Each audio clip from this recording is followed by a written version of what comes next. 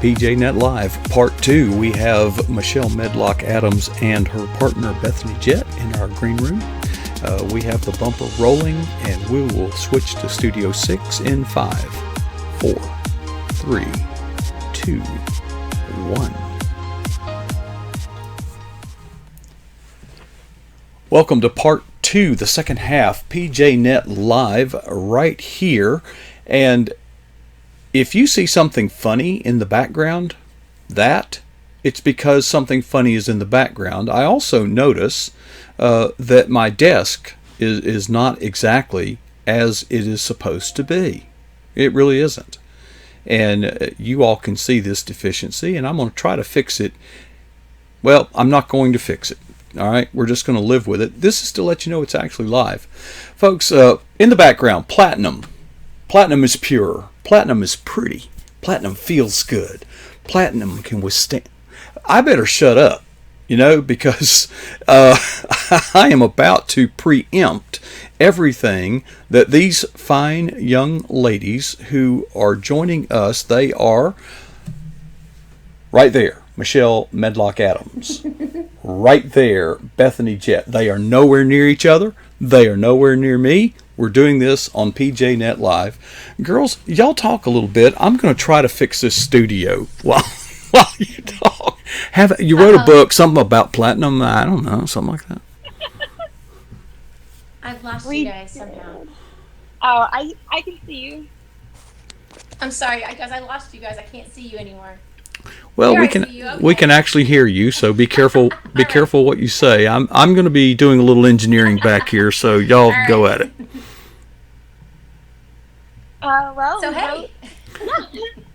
We wrote the book called Platinum Faith, and the tagline I think is one of our favorite things.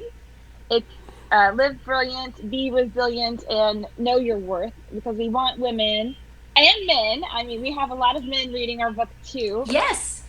The premise is that platinum has a lot of characteristics and elements, and we will dig into that. And but we wanted people to know that until you understand how much God loves you and treasures you, it's hard to even step out in your faith journey if you feel so unworthy. And humility is one thing, but unworthiness to like the nth degree, where you feel like you can't get out of bed in the morning because you think your situation is hopeless. We don't want people to see that. We want to see the grace that God has. And so, Michelle had this great idea to take the elements of platinum that we worked for our business and put them into a book on faith. So, Michelle, do you want to share some of the elements of platinum? I mean, because I get so excited. There's so much to say about it.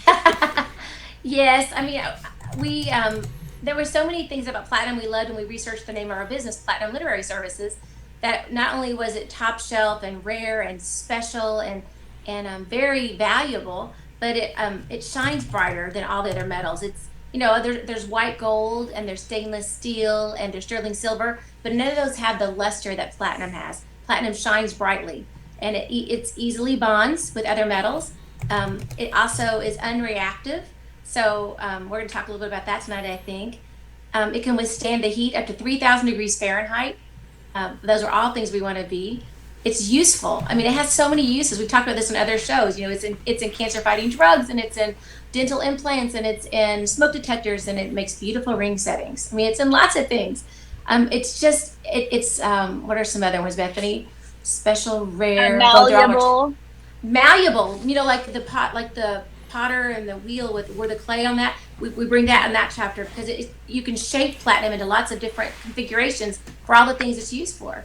So all these different things I think we have 15 chapters, is that right? I don't even know. I have to look again. But we have like 12 or 13 different properties or aspects of platinum that we compare then to our faith and how God sees us, and we talk about having a platinum faith. But one thing we want to point out before we get too much further is that sounds like so daunting, but never do we say, in fact, we start the book saying, look, none of us are perfect. We are works in progress. We're WIPs. That's what we are. So don't think that we're saying we have platinum faith. We've it all figured out. Let us teach you. Oh no, we're right there with you guys. And we're all attaining from glory to glory. So it's all about progress, not perfection. It's about drawing closer to God and walking closer to him than you ever have, and staying on that journey of faith. Not that we're ever going to get there, but we're going to sure try. We're going to be in partnership with the Lord and really aspire to platinum faith. But the good thing is God loves us whether we have tin faith or copper faith or no faith. He still loves us. So Now, Bethany, I could ask either of you this. Both of you are rather accomplished as authors. What's it like writing a book together with somebody as opposed to just writing a book? I don't know that I could have written this book in particular without Michelle. It was so hard to write this book. And even though we knew we were coming into it, just like Michelle said, not coming from a place of, let me teach you how to do this, but more exploring it ourselves as well. This book was hard to write. I think if you're going to write with someone, you have to write with someone that you know is going to love you, because it is a hard, messy process by yourself. And coming together to get a voice that is cohesive. I think God just blessed us in that process, but the writing was hard individually for us, not so much working together on it, but individually. It was a hard book to write. We had to go deep in our souls and really, God wrestled with us, I think, every paragraph. I told you last week, it was like giving birth. It truly was. Every chapter, we felt like we had another labor pain and another thing we would birth. And we never allowed each other to have the same off day. The day that I was like, okay, I'm taking today because I'm a hot mess today. And then Bethany would be like, all right, I got you. Mm-hmm. You can be off tomorrow. Kind of tag team, right? Because it was, right, anytime you write a book of that's going to, we believe, impact many people, God really, this is totally from God. We knew it was from the very beginning. There's going to be some resistance from the devil. That's just the way it is. And so we saw it for what it was, but that didn't make it any easier to walk through. Right. So we had each other, and we had each other because we're best buddies and because we're business partners and because we respect one another. Even when we didn't always agree on everything, we still respected each other because we love each other. We're like sisters. I kind of got that impression because before I really got to know both of you as much as I have come to know both of you, I thought, I'd see your stuff on Facebook, Michelle. I'll just address this to you. Do I look over the? Yeah. I kept saying, is that Michelle's daughter? What's because everywhere you see I do Michelle, have a blonde daughter. Yeah. But more seriously, Michelle, did it happen? There's one of two scenarios I'm thinking of. One is you get together and say, you know what, we should write a book together. What should we write about? Or was it the other way around, where one of you got the inspiration to do a book called Platinum Faith and then approached the other saying, I've got this idea and I think you're the person for it? It didn't really start like that. I think we always knew we wanted to do books together. We knew that we wanted to do at least one book together. We wanted to work together. We were already working together in so many other areas. We would teach classes together at writers' conferences. We still do that. And we knew that we wanted to work together because we like to be with each other. And we already had a mom book circulating, a mom proposal, which actually comes out next month. They call me Mom. So it was just a natural progression. If you're going to be business partners in Platinum Literary, if we're going to do a book about Platinum Faith, you have to do it together. So, I don't think I'm like Bethany. I would never have been able to do this book by myself. I would have given up like chapter 2 for sure. I just been like, it's all over. I'm not finishing. Have a good one. I think we're going to do more together. We don't know what all God has for us, but we believe this is just the beginning because we like to work together. So. I'm making a few adjustments as we go here. This is so much fun. When you finally decided, okay, we're going to write this book together, we're going to call it Platinum Faith, and you kind of get the concept in your mind. Okay, so one of the things that I would then do is start visualizing how people are going to respond to this. So, Bethany, did you go through a process like that? And how, if so, how did that initial impression of how it would be compare with how you are experiencing it? We said today on the phone with each other that the response that we're getting just 9 days after the release is more than we expected. Like I thought people would like the book. We like the book, so we thought, okay, Well, I'm sure people are gonna like it. Like we did. Sometimes you hate your book. You get to a point where Let's be honest. No, this is for real. Which book should they not buy, Bethany? Tell us the book. Oh, the other people write those books. Okay, I get it. Okay, that's. No, I think it's part of the writer process. You're with it for so long, and it's so ready for it to be done. That at that point, you're like, okay, it's over. But we really like the book. But even within the first couple chapters, the responses that we're getting are, this should come with a warning label because I feel like I'm being tested now in some of these areas that I read. Or one lady said we were co-keynoting at a women's event just a couple weeks ago, and we had just like 9 copies, early copies, and sold out so fast. And one lady said to Michelle, I think she said, "I'm mad at you." I started to read it, just before bed, and she stayed up till like 4 a.m. She couldn't. I wasn't expecting that. Bethany, I've got to ask this question. You said this book should come with a warning label. That's what we've been told. Okay. Do you know the Spanish word for warning? I know it's not cuidado. You fell right into that one. That was I'm never going to get away from that. Nope. It's going to follow you forever. You are branded forever. You might as well name your next child Cuidado, or something. Oh man, for those of you I heard you're like, what's Cuidado? I don't know Spanish. There was a sign that said beware.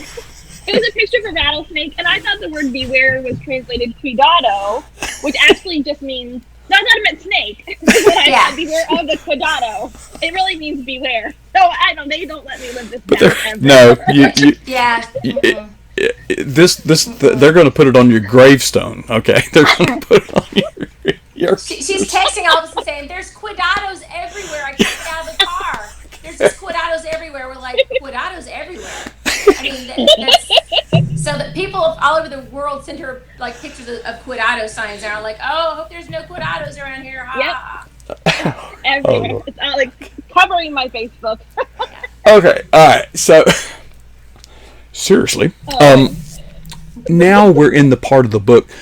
You were tagged. This whole book is an illustration of tag teaming. Okay, each of you alternated chapters.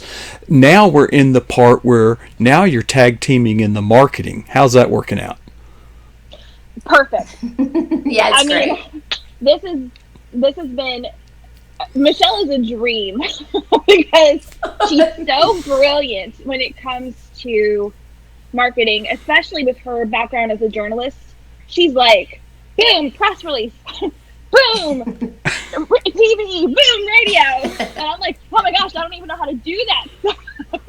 I'm just inspired by what she's just like comes so naturally to her. Like, no, seriously. And in my marketing classes, we call it traditional media. And I always think Michelle's the queen of this. And yet, even as we go into this digital age, that piece is still so important. We forget about that. So I learn every time we're doing something. I'm learning from her, just learning from her. So it's wonderful for me. It's great how we go together because she's getting her master's degree in marketing and PR campaigns and all that stuff that I didn't study because there wasn't digital media when I was in college. That's been a few decades ago. So I always tease her. There's a line in the movie Men in Black where Will Smith's talking to his partner, and he points at Tommy Lee Jones. He goes, "Old and busted, new hotness." I'm like, "That's us." I'm like, and you're the new hotness, and so we tease each other. But honestly, we go together really well. I bring the old school, and she brings the new school, and we tag team, and it's great. What strengths she has, I don't have, and what strengths I have, she doesn't have, and we're both teaching each other and learning, and it's just, she doesn't even make me feel stupid when I say things. This is almost as bad as Cuidado. When we were first learning, I didn't know how to use Instagram when it first came out. Like, she was already like queen of it. She already knew all that stuff. And she was helping me learn how to post and all that. And she was talking about hashtags and how to do them. And I'm like, oh, that's a couple of years ago. I was at her house and I'm like, I just don't understand. Who is this IG person? Like, I don't get it. It was like writers of IG, right? And I was like, they're like everywhere. IG is everywhere. Like, there's writers of IG. There's like artist of Ig, and she's looking at me, she goes, "You're serious, aren't you?" And then when she finally told me what it was, I'm like, "Oh my gosh!" I'm like, "Please tell no one I never said that." But now I tell myself, because like that's, I mean, you can't teach an old dog new tricks, because I am evidence of that. But oh my gosh, writers of Ig, I didn't know what that was. I'm like, it was so sassy. She's like, "Who's Ig and why are they getting hashtagged everywhere?" Like, so like annoyed by it. So see, you gotta be humble enough to learn when you're stupid. It's okay, because someone can teach you, so it's all right. I've stopped drinking coffee for the duration of the show because I'm afraid I'm going to spew it out. I'm afraid girls are. Yeah, we're a little nuts. We really are. Okay. So now we're in this marketing mode now. So do you all travel together very much? How often? I wish we could more. I know, dear. We've done a lot this year. Yeah, we have. We try anytime we can work it in. We do. It's just that Bethany's got little boys at home, so it's harder for her to travel. And if we want to be together and she can't travel, I just come to her house. I just like, "Hi, Aunt Michelle's here. Make room for me. Just come on over." So my kids love Aunt Michelle. Myself. I have Southwest miles. I'm just like, "I'm coming tomorrow, so make room for me." I just because we have to see each other. Yeah. Open invite. Remember that disastrous broadcast we tried to do from Chicago? Oh, and apparently you all were rooming together. And folks, what you never saw, okay? They're right now they're each in their own respective offices, okay? One's in Central Florida, one's in Indiana. I'm in North Florida. But at the time they're both trying to get in front of the same camera. So they're trying to squeeze back and forth and trying to turn and get there, And at some point we're about to go in the air, and they're girls. They get all dressed, niced up and makeup and all that. But they said, "Hold on, we're going to take a little break. We got to, we'll be right back before we start the show." Well, then they step away from the camera, and back here behind them are clothes strewn around, shoes, all. It's like, if my wife saw me leave a mess like that, there would be. It's but you know what? Chaos. Yeah. We have talked about this because when my mom travels with me, she like hates the way I leave things. But Michelle and I were like, we're the same, and like things are like everywhere, and we're just fine with it. We're like, okay, well, we got this here. And mom's not there. We're the only people who could room with each other. Yeah, it's a system. And you know what's funny is we actually have a routine. Like we get up and we listen to inspirational speakers in the morning, and usually Joel Osteen. Actually, we'll have that on, and then after that, one of us is in the bathroom using that mirror, and the other one's using our makeup mirror, and then we switch because one's doing hair, one's doing makeup. It really all works out great, and we go to bed watching Office or Frasier. Like we have the same likes and things. And here's the other thing: this is how God knew to put us together. You know how you have a good side when someone photographs you? Our good sides are opposite each other, so we. It works out. A marriage made in heaven. Yeah, it doesn't get any better than that. It was meant to be. It was meant to be. You will never see us on the other side. Like never. We're always on the same side of the photo. I got half a mind to switch you girls around. I can do that with a click of the mouse. We would have anxiety over that. And none of us ever wants to hold the like if we're doing a picture or a selfie, because we don't want to be. We'll say, "I don't want to be the big face," because whoever's in front has to be the big face. So we are just hot messes, but we have a good time. It's amazing that God could use. See, that's a good testimony. God could use us to write this book. Like He can use us. God can use anybody. I think that's honestly, Mark, that's one thing we were surprised about, is because we do write a lot of fun, kind of fluffy pieces, and we'll talk about makeup and jewelry and hair, and people like that, and we have a good time. We teach a whole class called Bring on the Bling, but this was like super spiritual, like deep stuff, Bible stories, and we had all these study guides out and concordances, and we were like really getting into it, and I mean we were exhausted. You're just like, oh my goodness, my brain actually hurts from writing this.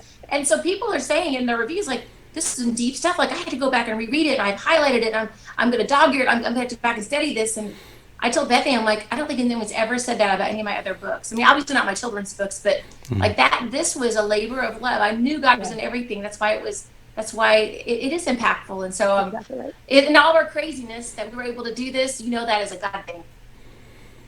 Amen. Have you done some book signings and all that kind of stuff? We had We one. got to do one Yeah. at the Christian Product Expo in Murfreesboro, Tennessee.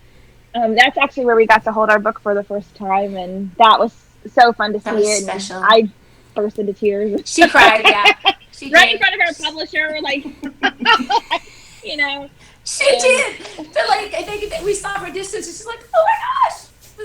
It was really funny. But I mean, it was emotional because yeah, you work all those thank months you. and then you finally see it, and it was. I mean, we'd never seen the shiny copy, so we were super excited about seeing that. So pretty. Yeah, pretty So neat. pretty.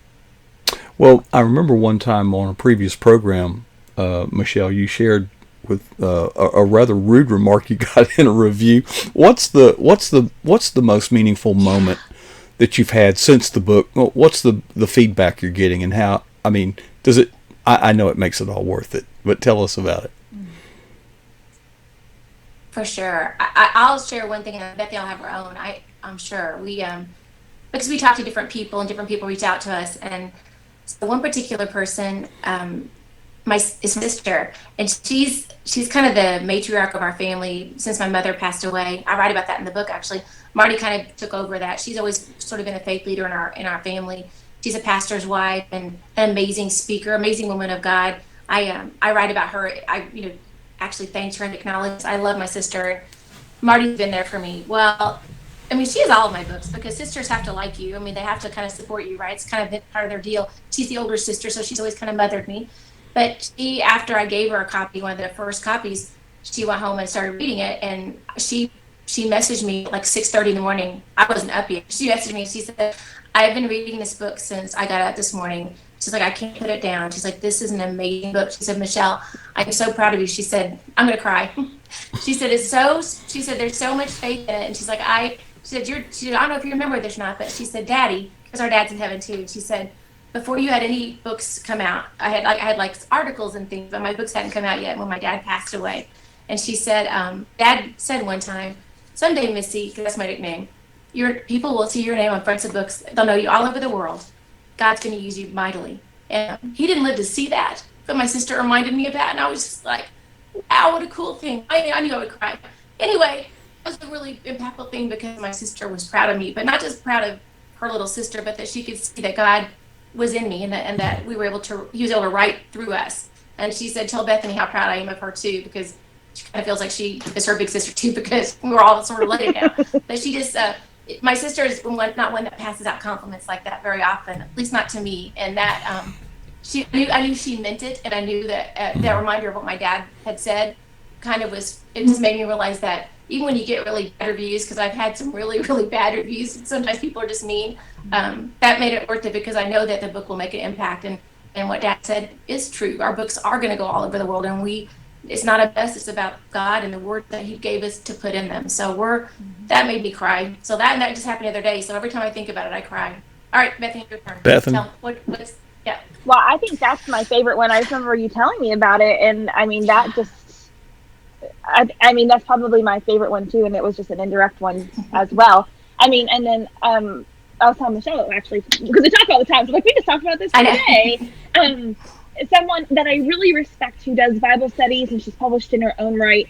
We're going to be interviewing her for our Platinum Faith Summit, and it was just a simple line in her text to me, but I'm already in chapter 2, and I'm just so amazed. Like she was just saying, it's so powerful, and she's only in chapter 2, and that's what we were talking about. That I didn't expect feedback that early in the book, or even really from someone that I respect so much, who does this probably better researcher than I am, probably digs in more than I do. I would probably say has a not stronger faith, but different areas of the Platinum Faith walk than I do.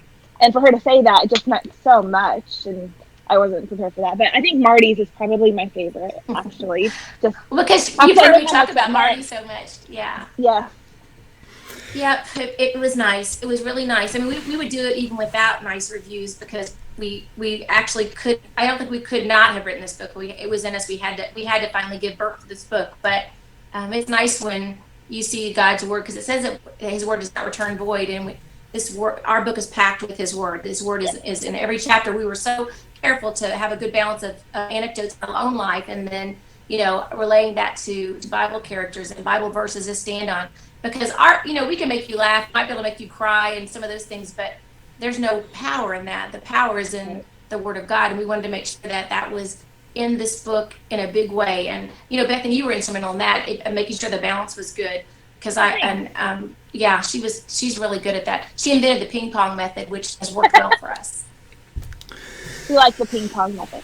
Yeah, it's good. Well, girls, we'll have to have you back again. This has been so much fun, and it is a serious topic that your book addresses. So we'll probably have to have a more serious one later on. But it's been a lot of fun having both of you here.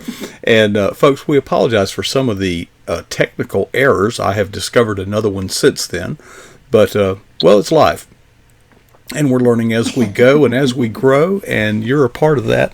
Girls, thank you so much. Bethany Jett and Michelle Medlock Adams. Always a pleasure to have you, right here on PJNet Live.